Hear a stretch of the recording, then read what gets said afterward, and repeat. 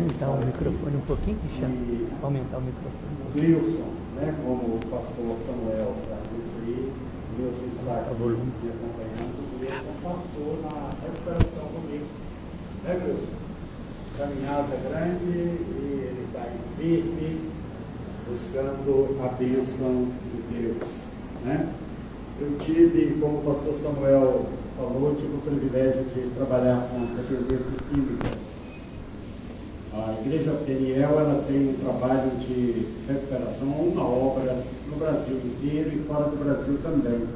Nós temos centro de recuperações em vários lugares no Brasil. Aqui é uma fazenda em Brumadinho, ali eu trabalhei durante uns 5 anos mais ou menos, cuidando de recuperação e graças a Deus tem muitos frutos. Muitas pessoas que passaram lá, o Wilson é uma dessas pessoas, mas tem muitos aqui em Belo Horizonte, em Contagem, em Betim e em vários lugares, e pessoas tiveram esse encontro com Jesus através de um trabalho que o Espírito Santo de Deus realizou na vida deles. E para mim tem sido realmente assim, algo maravilhoso, porque o aprendizado maior é conosco. Estive pastoreando algumas igrejas também na região centro-oeste, e ultimamente eu estava em Recife, ali pastoreando uma igreja de Recife também, cuidando de recuperação lá também. Pastoreava a igreja e cuidava do centro de recuperação. E agora estou passando um período aqui em Belo Horizonte. Terça-feira nós estaremos, né, pastor Samuel, lá em Cachoeira do Campo, né? Mariana, no Retiro. Queridos, eu queria que colocássemos em reverência de pé para que lêssemos a palavra e orássemos também ao Senhor. Amém? Mude a sua fronte diante de Deus e vamos orar, depois leremos a palavra. Senhor, é com gratidão, Pai, e com o nosso coração humilde, quebrantado, que nos humilhamos diante de Ti, aleluia, reconhecendo que não podemos receber nada se do alto não nos for dado. Senhor, Te louvamos por tudo que já temos visto e ouvido aqui, louvor que certamente tem enchido a Tua presença, tem enchido o céu com a Tua glória. Aleluia. E a bênção do Senhor que tem fluído aqui através das orações, as respostas certamente virão, e nós queremos ainda pedir ao Senhor a unção do Teu Espírito, aleluia, essa unção que quebra todo jugo, aleluia, a unção do ensino, a unção que edifica, a unção que nos leva, Senhor, para mais perto de Ti, através da revelação, do rema da Tua palavra no nosso coração. Abençoa-nos nessa noite, conduze-nos pelo Teu Espírito, Senhor. Reconhecemos a nossa pequenez, reconhecemos, Deus, a dependência inteira e total que temos do Teu Espírito Santo, e que tudo o que for feito aqui, falado, como até então tem sido feito, seja para o louvor da Tua glória. É a nossa oração no precioso nome do Senhor Jesus. Amém. Amém, Senhor. Amém. Queridos, eu queria que você abrisse a sua Bíblia no capítulo 14 do Evangelho de Marcos. Aleluia. Marcos, capítulo 14.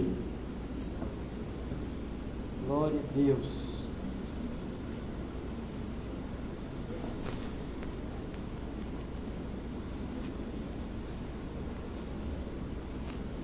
Todos acharam? Leremos do verso 1 até o verso 9. Todos acharam? Dali a 2 dias era a Páscoa e a festa dos pães asmos. E os principais sacerdotes e os escribas procuravam como o prenderiam à traição e o matariam.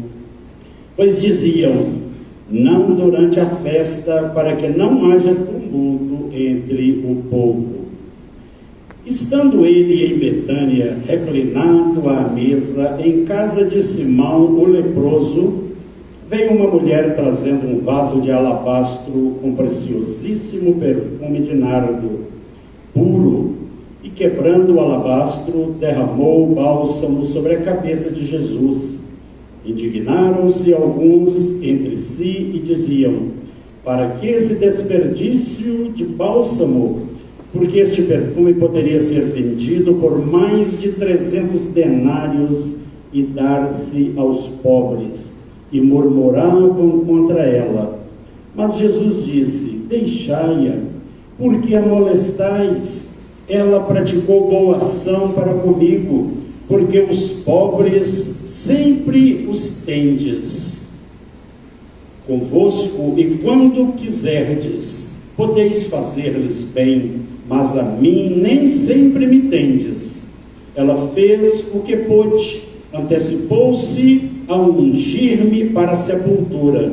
Em verdade vos digo, onde for pregado em todo o mundo o Evangelho, será também contado o que ela fez para memória sua. Podeis assentar, irmãos. Aleluia. Tema que vocês estão trabalhando hoje aqui, né, desenvolvendo primícias. E eu queria compartilhar com vocês aqui um tema, né? Eu darei a Deus o melhor de mim. Nós temos dado a Deus o melhor de nós? Deveríamos sempre perguntar ao nosso coração se temos procedido assim. O contexto desse texto que nós vemos aqui compreende 2 dias antes da Páscoa. E nós sabemos que havia 3 grandes festas em Israel: a festa de Pentecostes, a festa das primícias e a festa da Páscoa. A Páscoa era a maior de todas as festas. E a Páscoa, ela era uma alegria esfuziante para os judeus. Mas para os romanos era um terror, porque nesse período da Páscoa, a população de Jerusalém, ela era multiplicada 5 vezes, quintuplicava. E isso trazia medo aos romanos pelo fato do surgimento de rebeliões. E os romanos, eles já haviam lidado com algumas rebeliões ali entre o povo. Sabemos que havia ali dentre aqueles grupos ali os zelotes, que ansiavam exatamente pela expulsão dos romanos ali daquelas províncias ali de Israel.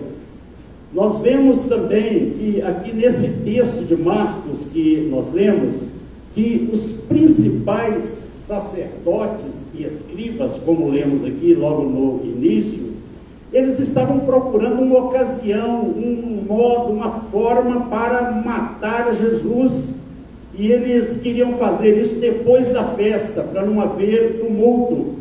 O texto, esse mesmo texto lá em Mateus capítulo 26, é um texto paralelo a esse aqui, ele diz que não era praticamente a iniciativa dos escribas e das autoridades que iria conduzir Jesus à morte, porque Jesus já tinha preconizado isso. Durante toda a sua trajetória, ele falara com os discípulos, ele falava com aquelas multidões acerca da sua missão de ter vindo para morrer. Então não eram as autoridades que iriam ou tinham o controle em entregar o Filho de Deus para morrer, porque o próprio Jesus já havia dito isto. Jesus havia falado isso para os discípulos e havia também dado detalhes para eles de como ele seria entregue nas mãos dos seus algozes para ser preso. O homem geralmente ele pensa que ele tem o controle controle de todas as coisas. Nós olhamos hoje, panoramicamente, para o nosso país e até mesmo para as nações, e vemos os globalistas, eles como que tendo agenda para poder repor a população, expurgar a população, tirar quem eles querem, colocar quem eles querem, e eles, presumidamente, eles pensam que eles têm a agenda da existência humana, mas Deus, Ele sim, Ele tem a agenda. Aleluia. Deus continua sentado no trono. Nós às vezes somos tentados porque olhamos muito a massificação midiática, as informações pela televisão, e quando há uma desproporcionalidade no que nós informamos da palavra com aquilo que recebemos de informação nos meios de comunicação, nós damos muito enfoque ao que nós estamos ouvindo por esses jornalistas que tecem narrativas e que falam ali coisas que eles simplesmente não têm a prerrogativa de checar até mesmo aquelas informações que eles estão passando. O povo, e até mesmo o povo evangélico, fica com a mente massificada e fica pensando que não, o homem está fazendo isso, o homem vai destruir aquilo, o homem vai fazer aquilo outro. Mas, meus irmãos, a palavra de Deus diz que as nações são reputadas por Deus como um pingo que cai de um balde.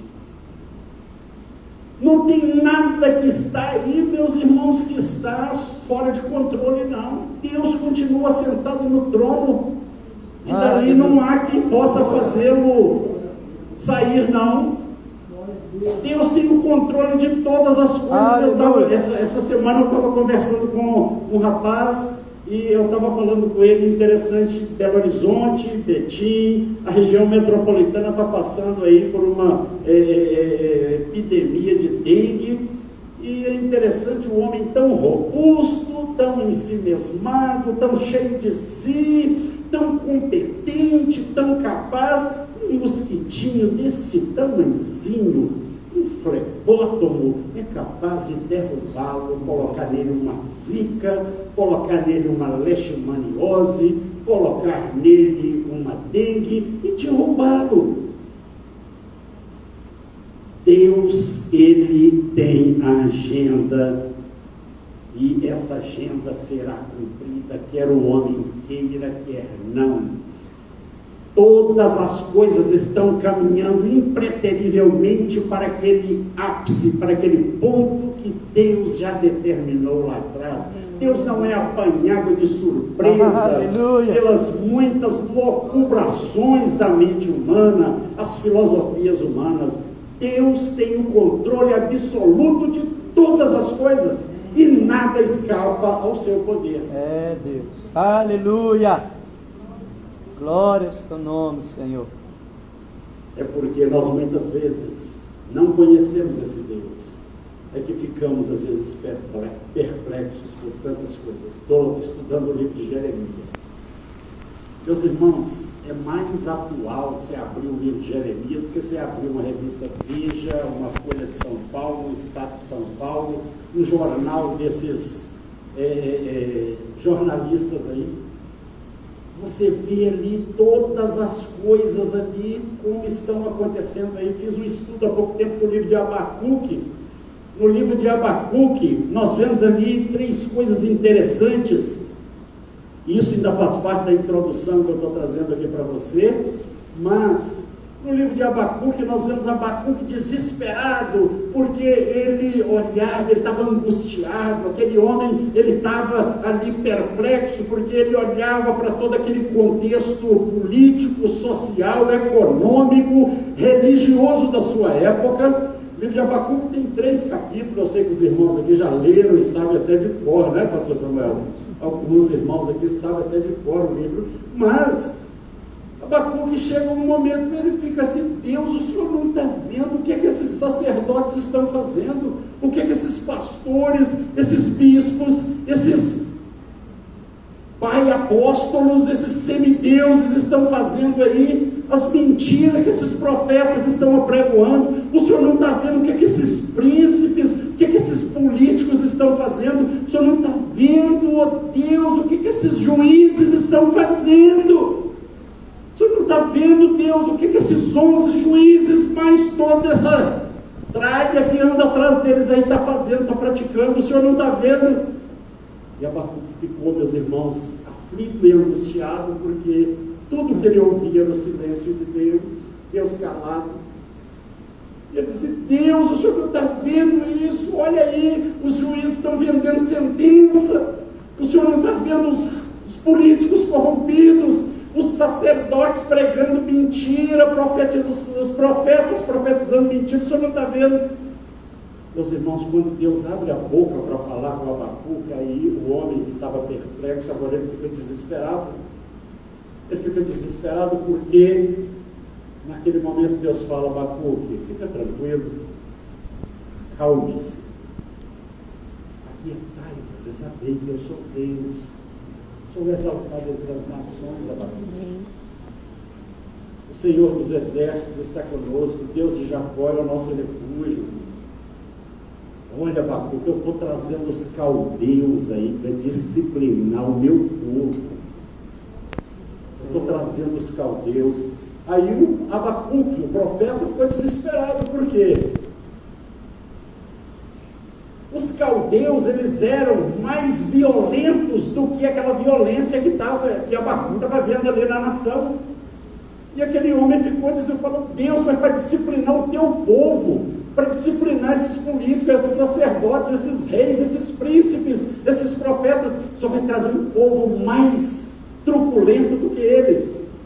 Deus falou assim: olha, Abacuque, eles são como o gafanhoto, que na frente tem uma vegetação verde e atrás deixam um rastro de destruição.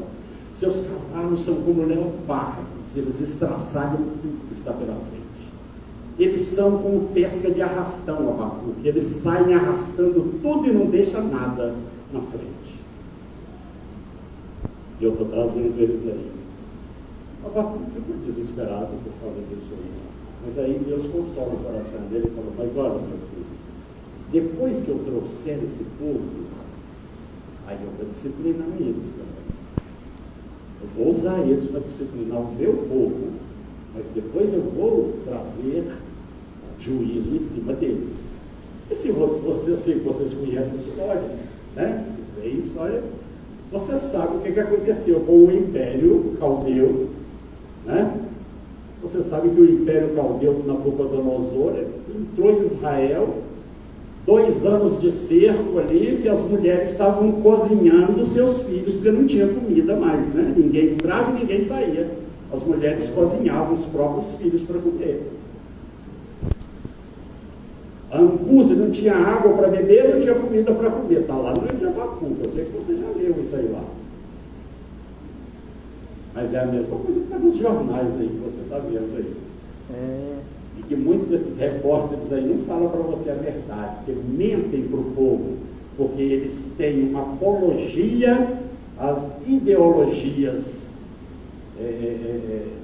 subversivas da mente deles. E quando você vai no livro de Jeremias, você vai ver Jeremias falando: olha, os caldeus estão vindo aí. E os profetas bateram em Jeremias, os reis esbofetearam Jeremias, arrastou ele pelas ruas de Jerusalém, prenderam-no em cadeias de madeira, jogaram-no em cisternas de lama e judiaram muito de Jeremias. Mas os caldeus vieram e trucidaram Jerusalém. Não ficou ali nada. Jerusalém virou um monturo. E se você quiser ver como que foi a passada dos caldeus em Jerusalém, é só você ler o livro de Lamentações. Fala que os caldeus, eles pisavam na cabeça dos velhos e esmagavam as virgens e as crianças nas ruas. Isso é o que Deus está trazendo sobre o nosso país hoje, porque a igreja do Senhor tem pecado contra Deus. O povo não tem trazido as primícias que deveriam trazer para Deus. O povo não tem entregue a Deus o que Deus tem realmente requerido deles. E aqui então, nós vemos que essas autoridades judaicas, elas estavam ali, então, tramando matar a pessoa de Jesus. Hoje nós vemos aí toda uma trama para poder perseguir e esmagar a igreja do Senhor. Tem muito crente hoje, meus irmãos, está dentro das igrejas e não sabe nem quantos livros tem a Bíblia. Perguntei para uma pessoa outro dia que tem 20 anos que está dentro da igreja: quantos livros tem o Antigo Testamento? Antigo Testamento? E o Novo Testamento? Quantos livros tem? Novo Testamento? Quantos? Crente que não lê Bíblia. Crente que não lê Bíblia conhece tudo sobre as informações midiáticas, fuxico de novela, sabe tudo, mas não conhece nada sobre a Bíblia, não lê a palavra de Deus. Imagina se uma pessoa vai atrás, você vai atrás de uma pessoa, você está falando com a pessoa e a pessoa está de costas para você e não te dá ouvidos. É assim que Deus está atrás da igreja hoje, de mim e de você. Eu sei que vocês não, no outro lugar, né? Vocês estão aqui, vocês vão fazer isso, não. Né? Lá no Afeganistão, o pessoal faz isso. Né? Porque o povo não abre a Bíblia, e a palavra de Deus diz lá em Hebreus 4:12, que a palavra de Deus é viva, poderosa e eficaz. Mais afiada do que uma espada de 2 gumes, é apta para discernir espinha de medula e os intentos do nosso coração, mas o povo não lê Bíblia, não. Mas como que eu vou andando atrás de uma pessoa, falando com ela, a pessoa vira as costas para mim? É assim que muitos de nós estamos fazendo com Deus. Mas o que nós precisamos ver é que dentro desse contexto, que só estou te dando aqui uma introdução, porque Jesus, ao mesmo tempo que estava sendo engendrada a sua morte ali pelas autoridades judaicas, estava também acontecendo uma festa sendo preparada para Jesus na casa de Simão, o leproso. Né? Interessante, né? Jesus é essa pessoa, né? Amado por uns e odiado por outros. Dentro da igreja hoje tem gente que não ama Jesus, não, meus irmãos. Você quer ver? Eu nem vou fazer esse teste aqui não, né? Mas eu vou só julgar aqui no ar aqui. Você sabe que para medir ampere, existe um aparelho que se chama amperímetro, não é isso? Isso. Para medir o torque de um parafuso, tem o torquímetro. Quem conhece um pouco de mecânica que sabe o que é isso, né? E para medir amor? É o amorímetro. Você conhece o amorímetro? Esse aparelho? Quando você quer saber o quanto você ama Deus, é só você ver o quanto você obedece à palavra desse Deus. É o amorímetro. Só você ver quanto eu estou obedecendo a palavra. Agora, imagina se eu não conheço a palavra de Deus. Como que eu vou obedecer uma coisa que eu não conheço?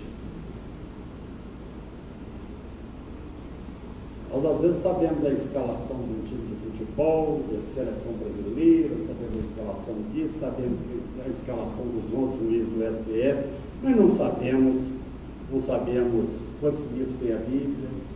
Não temos o cuidado de esquadrinhar a palavra de Deus.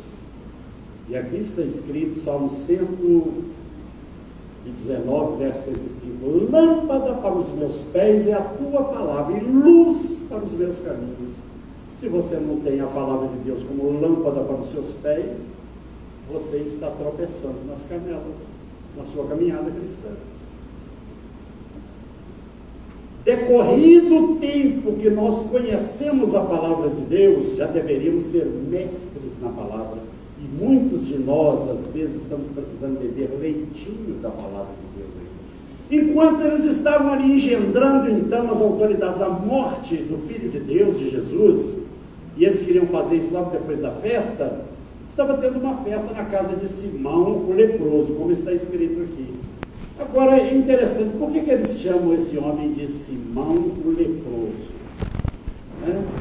Se ele era leproso, ele não podia estar em casa, né? Porque as leis judaicas não permitiam. Por que esse homem era chamado de Simão leproso? Porque nós gostamos de colocar alcunha, tatuagens emocionais nas pessoas, apelidos das pessoas. E esse homem ficou com esse apelido. E enquanto eles estavam ali, né, naquele momento ali, nós sabemos que aquele homem, se ele fosse leproso, ele deveria estar num leprosário e não ali, né?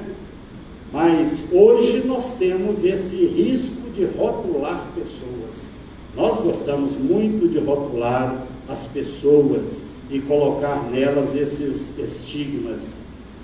Nos evangelhos de Mateus e de Marcos, nós vemos aqui que tem essa figura que tão saliente aqui nesse texto, é a figura dessa mulher. E essa mulher, ela no Evangelho de Mateus e no Evangelho de Marcos, ela não tem nome, mas lá no Evangelho de João, ela tem um nome, no capítulo 12. Ela é Maria Madalena. Essa mulher, ela aparece somente 3 vezes na Bíblia, e a primeira vez que ela aparece é exatamente aqui nesse capítulo 10 do Evangelho de Lucas. E ela, lá no Evangelho de Lucas, no capítulo 10, essa mulher está ali assentada aos pés de Jesus para aprender de Jesus.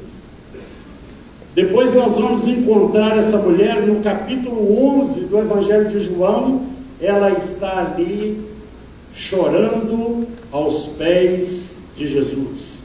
E a última vez que nós vemos falar dessa mulher é aqui, onde ela está aos pés de Jesus para agradecer Jesus. E essa mulher, ela, nessa noite eu quero trazer a figura dela aqui, porque ela é um exemplo de robustez espiritual para cada um de nós. Porque nós podemos sintetizar a nossa história com Jesus aprendendo alguma coisa com essa mulher aqui, onde é o melhor lugar que nós devemos estar. Essa mulher, ela nos ensina, meus irmãos, verdades eternas, e que nós precisamos aprender sobre o que nós devemos dar a Jesus, que tipo de oferta. A palavra de Deus não diz lá no capítulo 23, verso 26 do livro de Provérbios, né? Antes, no capítulo 116 do livro de Salmos, está escrito: que darei eu ao Senhor por todos os benefícios que Ele me tem feito? Aí lá no capítulo 23, verso 26 do livro de Provérbios, está escrito então, o que Deus quer. Deus fala assim: dá-me, filho meu, todo o teu coração. Dá-me, filho meu, o teu coração. E nós, muitas vezes, não temos entendido isto. E essa mulher, então, ela vai nos ensinar aqui, rapidamente eu quero compartilhar com os irmãos aqui, sobre verdades eternas acerca do que nós devemos dar para Jesus. E eu quero compartilhar com você aqui algumas lições que essa mulher nos ensina aqui nessa noite. Primeira lição que nós aprendemos aqui com ela, é que ela fez tudo aquilo que ela pôde. Eu tenho feito tudo aquilo que eu posso fazer para Jesus. Você tem feito, nós temos feito tudo o que deveríamos fazer para Jesus, a Bíblia diz que Jesus estava ali na casa desse moço, ele estava reclinado ali quando essa mulher, Maria Madalena, chegou por trás de Jesus com um vaso de alabastro. Esse vaso de alabastro era uma pedra, e foi ali confeccionado um vaso, era uma pedra ornamental, e Mateus nos informa que esse vaso estava cheio com 1 libra de perfume. 1 libra é o equivalente a mais ou menos meio quilo de perfume. E esse perfume também, a palavra nos diz que ele era de uma essência preciosíssima. As irmãs aqui que gostam de perfume sabem o que é, né? Uma essência preciosíssima, né? Essa essência, meus irmãos, ela não era misturada, não era uma mistura, não era uma coisa híbrida, ela era pura, ela era, como diz a palavra, de nardo puro. E esse perfume foi avaliado ali pelos discípulos de uma maneira especial por Judas Iscariotes, que era o que cuidava do saquetel de dinheiro lá, né? Ele que era o tesoureiro de Jesus. Foi avaliado por 300 denários. Meu irmão, você sabe quanto que é 300 denários? 300 denários, meus irmãos, equivale a 1 ano de trabalho de uma pessoa. 1 ano de trabalho. E era muito dinheiro, não era pouco dinheiro não. E essa mulher, ela não simplesmente abre o vaso para despejar o perfume na cabeça de Jesus, não. Essa mulher quebra o vaso para não perder nenhuma gota desse perfume, derramando todo ele sobre Jesus. E naquele momento ali aquela casa se encheu com aquele aroma, com aquele perfume, e esse perfume ele escorre pelo corpo de Jesus. Essa mulher, ela solta os seus cabelos e ela então vai enxugar os pés de Jesus com seus cabelos. É uma coisa tão interessante que era uma desonra para uma mulher ela soltar o cabelo ali em meio no meio social. Mas essa mulher não se importou e ela simplesmente foi enxugar os pés de Jesus com seus cabelos. Só que isso provocou, meus irmãos, uma indignação coletiva, e não foram os discípulos, porque eles perguntaram: mas esse perfume poderia ter sido vendido, esse dinheiro arrecadado e ter dado aos pobres. Não é assim que muitas vezes as pessoas fazem? Às vezes nós vamos fazer alguma coisa na igreja, ou vamos fazer uma coisa para uma pessoa, e surge sempre aquelas pessoas que se indignam com algo de bom que irá ser feito por alguém, né? Mas o Senhor Jesus, ele prontamente, meus irmãos, ele repreendeu tudo aquilo, dizendo que aquela mulher, né, Jesus diz: deixai-a, porque a molestais, ela praticou boa ação para comigo. Então, a primeira coisa que nós vemos essa mulher fazendo aqui, meus irmãos, é que ela deu tudo o que ela podia. Ela fez tudo o que ela podia, tudo o que ela tinha. Ela era uma mulher pobre, mas ela deu tudo. E aqui a segunda lição que nós aprendemos, que essa mulher nos ensina aqui, é que ela deu o seu melhor, ou as primícias, né? Ela deu o seu melhor, como está aqui no verso 3. Estando ele em Betânia, reclinado à mesa em casa de Simão, o leproso, veio uma mulher trazendo um vaso de alabastro com preciosíssimo, olha que aqui está no superlativo, preciosíssimo, é algo mais que precioso, é preciosíssimo, né? E aquele perfume de nardo puro foi ali quebrado, aquele vaso, e derramado sobre a cabeça de Jesus, e aquilo escorreu por todo o seu corpo. Ela deu o seu melhor. Às vezes, meus irmãos, nós fazemos para Deus aquilo que não custa nada. Eu achei tão interessante esse teatro aqui, né? Que isso exemplifica muito bem isso aqui, né? A pessoa tem uma prioridade ali, a internet, o salão, o supermercado, aquilo outro, mas para a igreja vai o resto, a sobra. Nós damos para a igreja a sobra.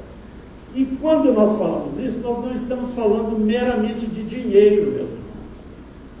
Porque às vezes nós somos até generosos com o nosso dinheiro na igreja, mas quando diz respeito ao nosso tempo, a coisa mais preciosa que nós temos na nossa vida é exatamente o nosso tempo. Como que nós aplicamos o nosso tempo? Às vezes precisamos de fazer um mutirão, fazer alguma coisa na igreja, doar alguma coisa de nós mesmos. Quantas pessoas, eu fico observando, eu falo isso em igrejas ou por onde eu tenho andado, pessoas que podem cantar, sabem cantar, e às vezes a igreja tem lá um coral minguado,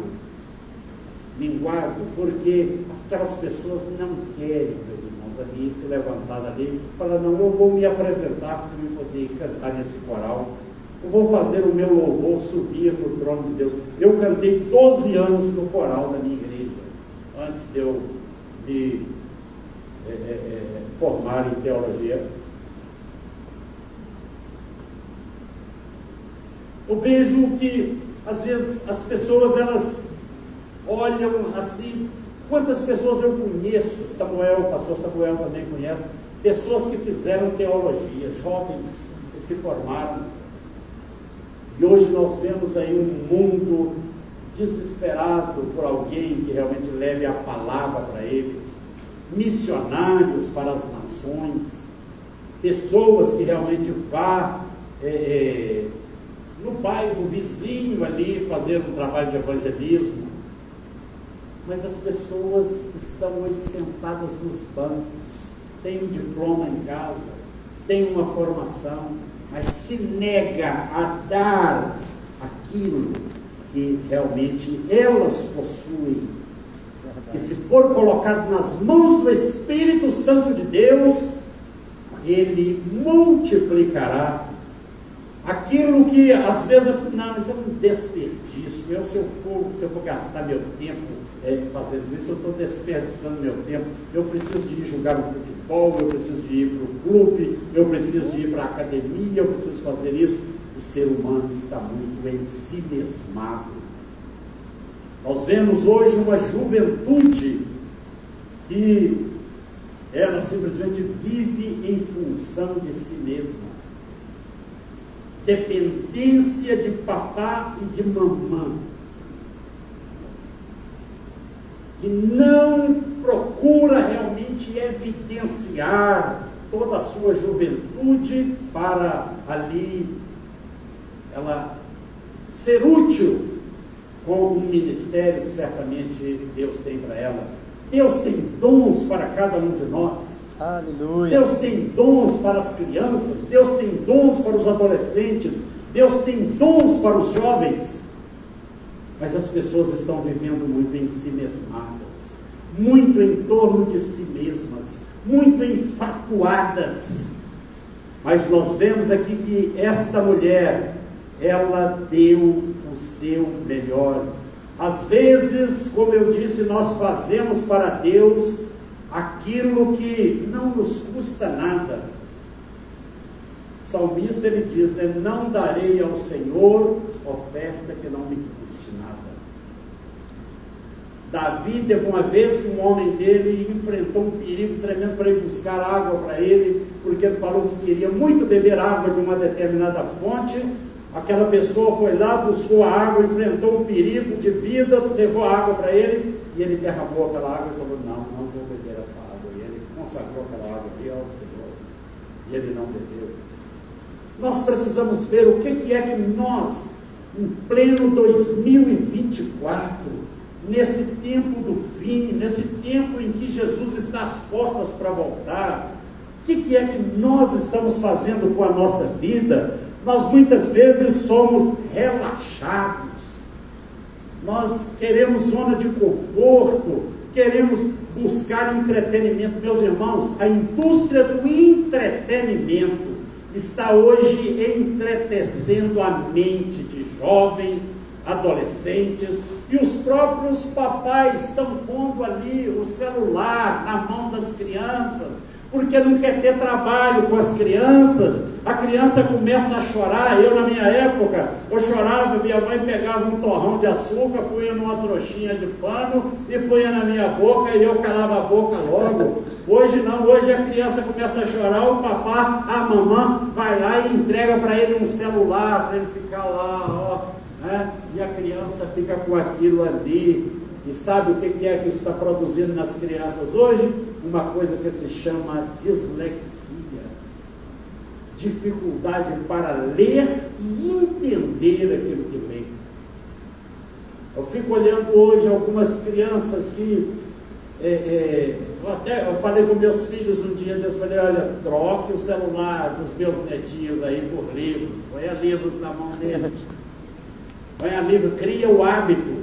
Meus irmãos, porque o ser humano, ele cria hábitos, do mesmo jeito que ele cria hábito de ficar ali, olhando esses vídeos fúteis, TikTok, Kawaii e tanto besteirol que está aí nas redes sociais. A pessoa fica horas e horas com aquilo ali, meu irmão, comendo comida podre pela mente, entorpecendo a sua mente de baboseira, quando na realidade a pessoa às vezes nunca pegou um poema de um Olavo Bilac, de tantos outros escritores aí, um livro de Machado de Assis para poder ler. A pessoa nem sabe o que é isso, porque não tem, a mente da pessoa está adestrada para buscar comer só utilidade, comer o miojo. É o miojo nem alimento não é, né? Nem alimento aquela porcaria não é.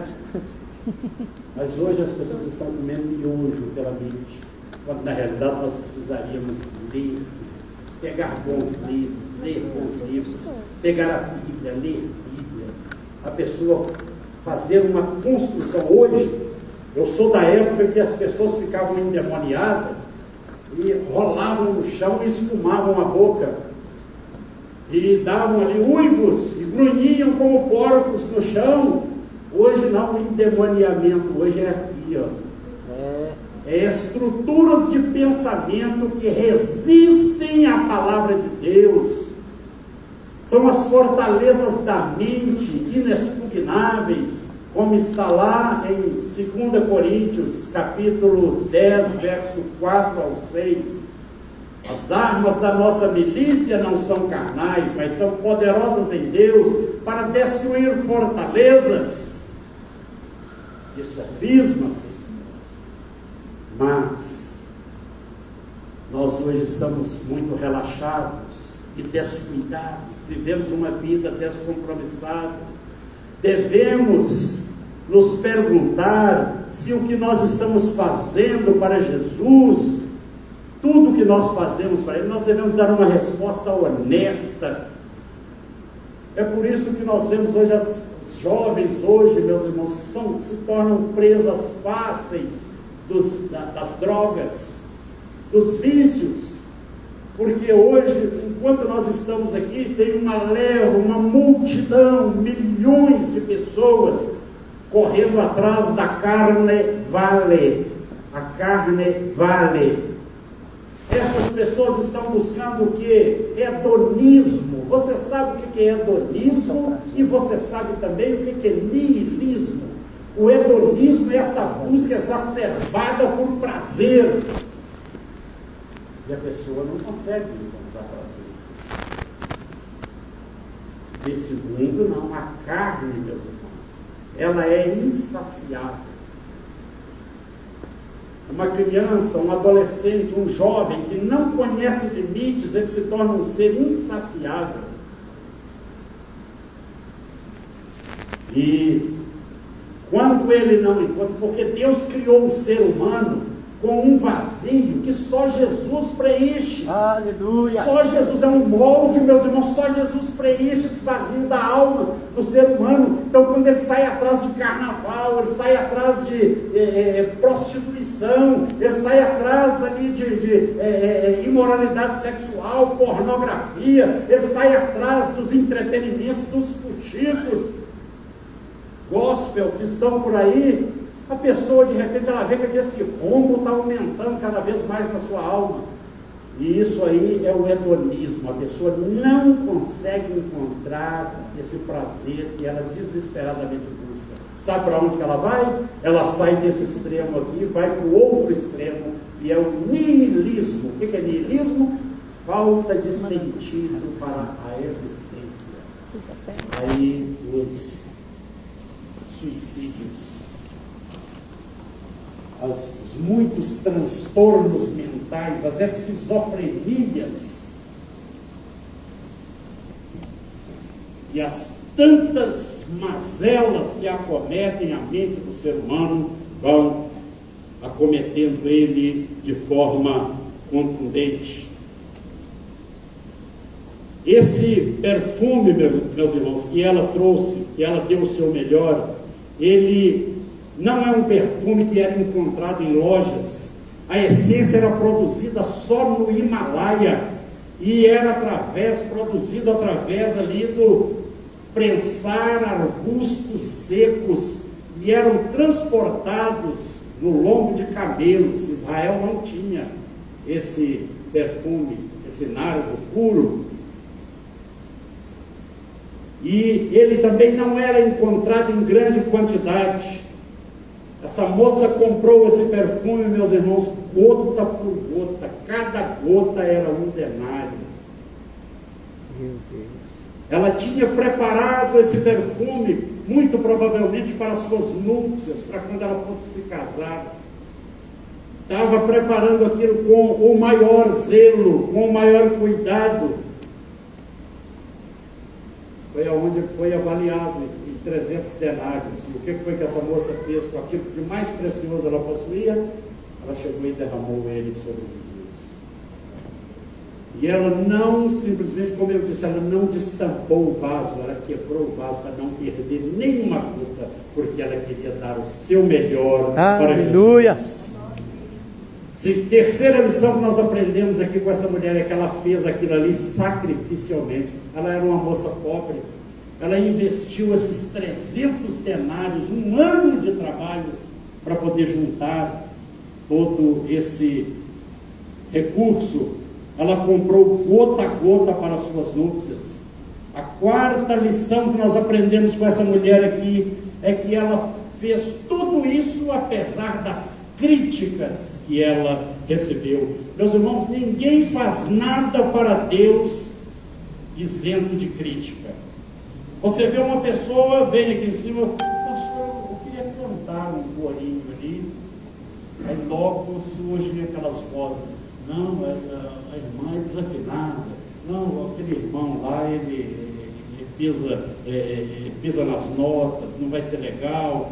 Críticas, meus irmãos, você vai fazer qualquer coisa na igreja, são os próprios crentes que criticam os outros. Essa mulher aqui, ela foi criticada, meus irmãos, foram pelos discípulos, eles é que criticaram ela. Pessoa, às vezes, ela tem medo, até no culto, levantar as mãos com medo de crítica, e a pessoa, ela vai ficando tão engessada por agradar pessoas, agradar gente, que ela acaba não fazendo nada. Não vou fazer nada lá na igreja, não. Fulano está falando isso, Fulano está falando aquilo ali.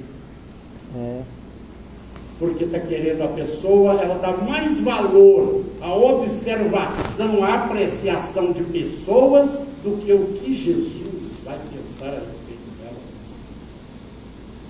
Nós temos que ter como foco, eu quero agradar a Jesus, a despeito do que pensem o que quiserem pensar, eu quero agradar o Senhor Jesus. Então essa mulher, ela fez tudo apesar das críticas que ela recebeu. Alisa, por que esse desperdício? Por que você fez isso aí? Isso aí poderia ter sido pedido. Por que você não falou comigo? Eu ia lá vender o Judas, né? O Judas, que ele gostava muito do din-din, né? Por que você não falou comigo? Eu ia vender esse negócio aí, nós ia levantar uma grana preta com isso aí.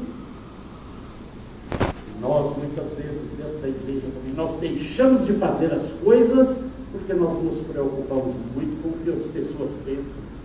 Tem gente, meu irmão, que tem uma observação crítica aguda. Ela não faz, mas quando ela vê alguém fazendo, ela vai e critica. Eu sei que aqui não tem esse problema, né? Você só no nosso coração, né? Aqui não. O pessoal não tem não. Graças a Deus. Ô, glória.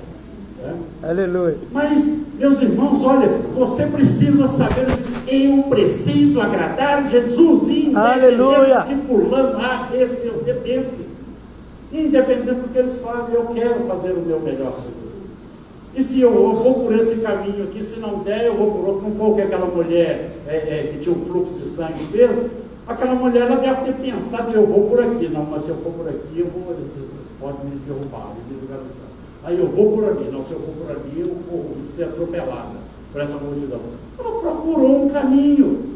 Você também pode procurar um caminho para você melhor servir. Meus irmãos, o corpo de Cristo, que somos nós, ele trabalha com cada célula tem uma função. Você é uma célula desse corpo. Aleluia. Se você vier aqui tosar uma unha aqui, meu irmão, ela vai te fazer falta.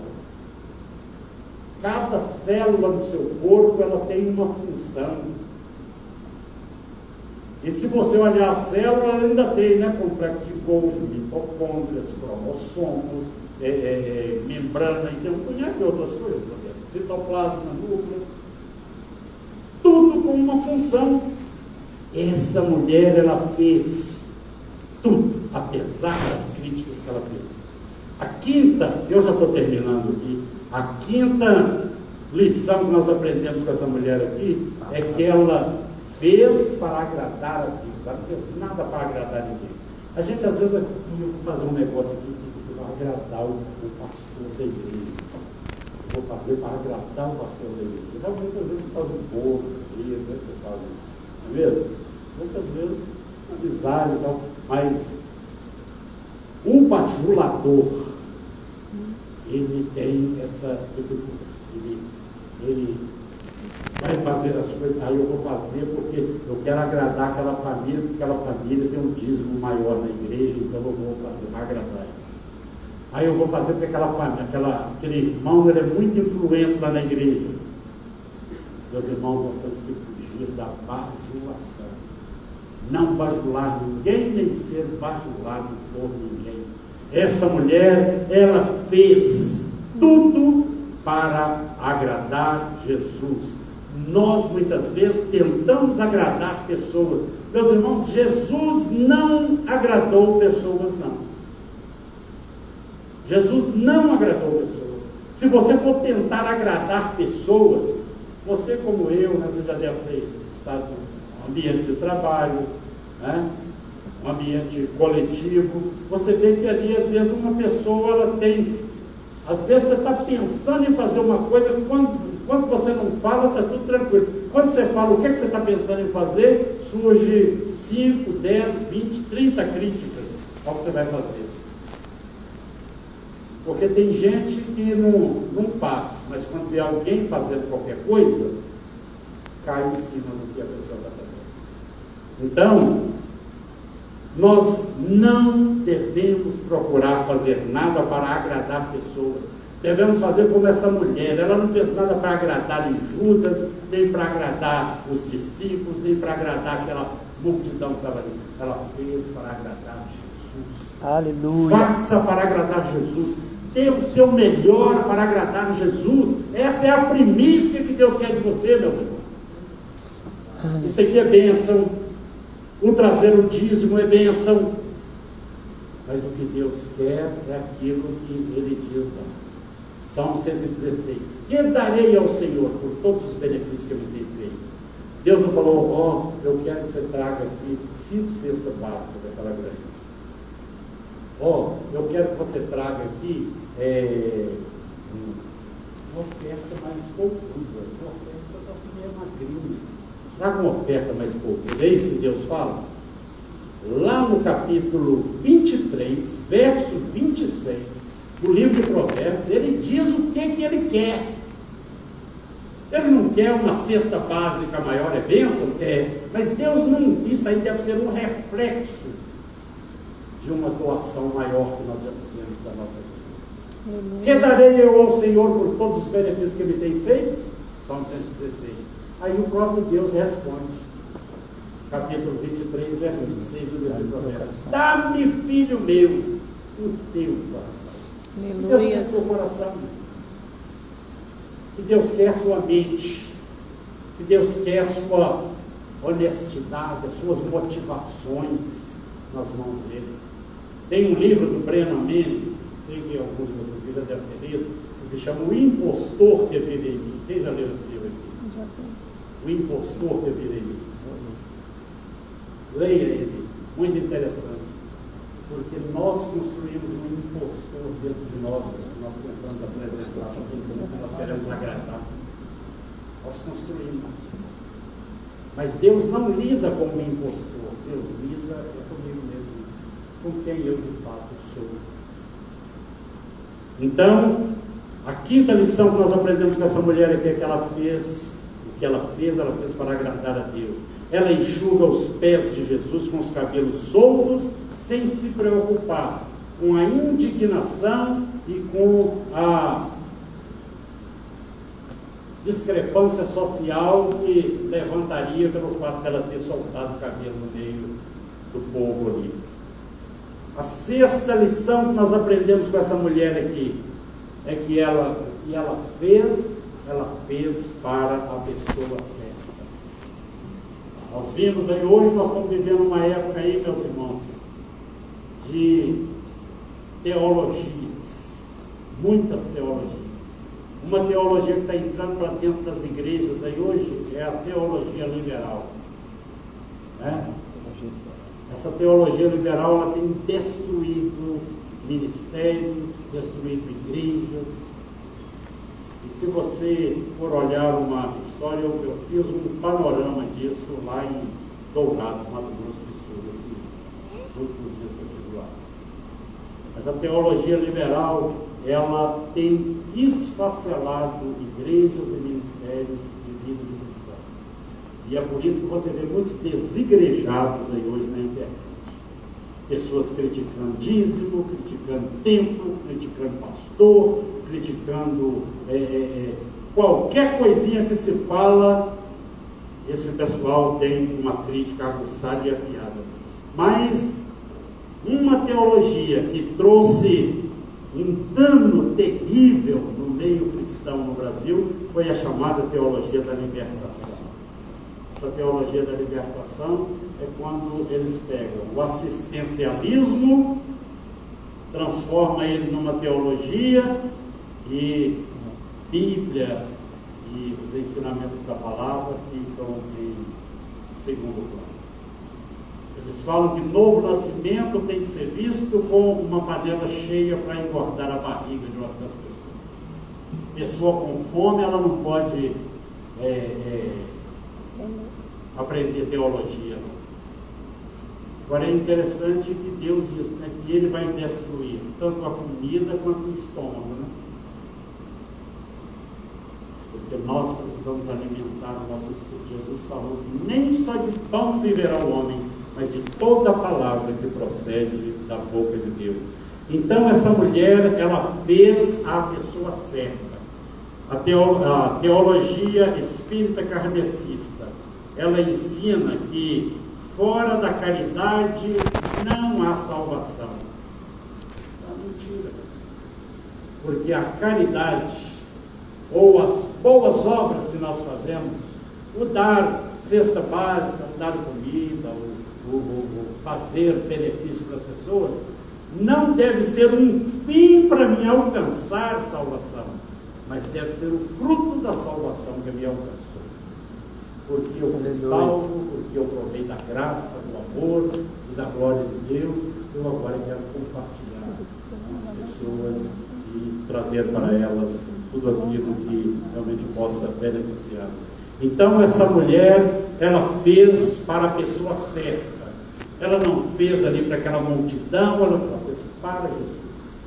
Então nós devemos fazer para Jesus. Ajudar os pobres é fruto da gratidão. Aleluia.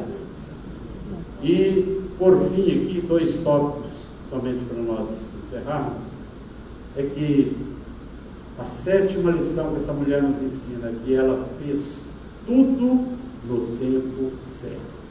Jesus diz que ela ungiu para a sua sepultura. Foi no momento certo. Os discípulos estavam ali alvoroçados com aquela aparente perda daquele dinheiro, mas Jesus falou, ela me ungiu para a minha sepultura. Então, Jesus falou, olha, os pobres vocês sempre vão ter eles com vocês ali, mas a mim nem sempre vocês terão. Vocês não vão ter outra oportunidade, meu irmão, você talvez possa não ter outra oportunidade de fazer o melhor para Jesus. Verdade. De fazer o que deve ser feito para Jesus com a sua vida. Porque foi dali, depois dessa unção que Jesus recebeu, desse perfume, foi dali que Jesus saiu, foi para o Getsêmani, dali ele desceu, passou ali por aquela prensa do azeite, Jesus entrou no meio daquela multidão, ele foi preso, foi açoitado, foi julgado ali por Pilatos, de uma maneira injusta, e culminou lá no Calvário, com o seu sacrifício. Então ela fez no tempo certo. Se ela tivesse guardado aquilo, ela poderia depois, puxa, eu deveria ter ungido ele, ter derramado esse perfume nele, eu não fiz. Quanta coisa você deveria ter feito para Jesus, e você viu que a oportunidade passou. Mas ainda há tempo. Ainda há tempo. Porque aqui a última lição que nós aprendemos aqui com essa mulher é que o que ela fez ficou um reflexo por toda a eternidade. Olha aí para você ver